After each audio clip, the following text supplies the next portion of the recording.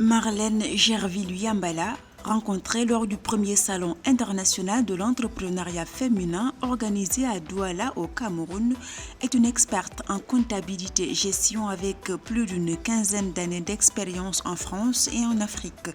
Passionnée par l'agriculture et toute la chaîne de valeur agricole, elle se définit aujourd'hui comme une autodidacte. Ainsi, pour contribuer à la sécurité alimentaire en Centrafrique, Marlène Gerville-Yambala a décidé de mettre sur pied GTEX Agri en vue de vulgariser l'utilisation de techniques modernes dans la chaîne de valeur, permettant ainsi non seulement d'augmenter la production, voire la productivité des parcelles, mais aussi d'améliorer le processus de transformation.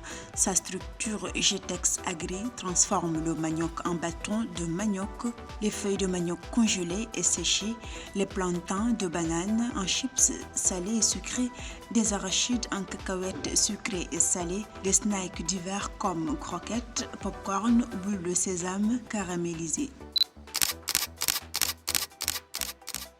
Oh, j'ai eu une enfance assez intéressante, on va dire, parce que bon, j'ai eu cette opportunité de beaucoup voyager enfant. Et voilà quoi. Et ça m'a permis en fait d'être ce que je suis aujourd'hui.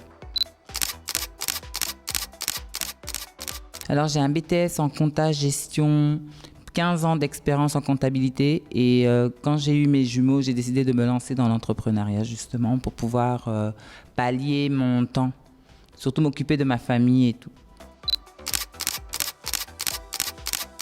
Mais pendant plus de 20 ans, je me suis occupée de mes enfants. On va dire quand maintenant ils ont été en âge de se prendre en charge, je me suis mise à fond dans l'entrepreneuriat et j'ai décidé il y a 3 ans, donc en 2020, de rentrer en Centrafrique où j'ai immatriculé ma société et je me suis lancée dans l'agrobusiness. J'ai fait 15 ans de comptabilité, gestion, où j'ai travaillé en tant qu'intérimaire, où j'ai aussi eu à travailler en tant que comptable unique, donc dans diverses sociétés en France.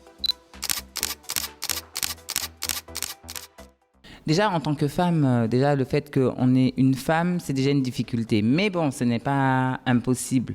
Les difficultés, plutôt les défis qu'on rencontre, c'est surtout le manque d'accompagnement des établissements financiers. Et surtout, les gens ne sont pas encore vraiment ancrés dans la consommation des produits locaux. Donc du coup, il faut leur apprendre le bien fondé, que c'est bénéfique parce que ça permet aussi de faire vivre d'autres entrepreneurs. Au sein de la société africaine, je pense que la femme, elle a surtout un rôle de complémentarité avec son mari. Donc, quand je vois par exemple des débats comme la femme est supérieure à l'homme, moi, en fait, je reste encore la femme, on va dire, traditionnelle, qui se veut complémentaire, conseillère, et voilà. Donc, les causes que je défends, déjà, l'égalité dans le sens où toute femme peut faire ce qu'un homme peut faire, bien entendu, sauf porter des lourdes charges. Mais dès lors qu'elle est préparée, elle peut être chef d'entreprise, elle peut diriger. Donc je ne pense pas qu'au jour d'aujourd'hui, il y a des facteurs bloquants dans ce sens-là. Mais l'importance déjà, le leadership déjà c'est quoi? C'est impacter, influencer sur les autres. Donc je pense que beaucoup de personnes qui ont eu cette opportunité de me rencontrer changent de leur manière de voir les choses parce que par mon expérience déjà, je leur apprends que rien n'est facile, rien n'est acquis. Moi, en tout cas, la personne qui m'a beaucoup influencée dans mon choix, on va dire, c'est une influenceuse qui s'appelle Shina Donia. Elle est en France et en fait, elle a beaucoup impacté ma vie dans le sens où c'est quelqu'un qui est positif et qui fait vraiment beaucoup la promotion des produits africains. Donc voilà, au jour d'aujourd'hui, on va dire que c'est mon modèle.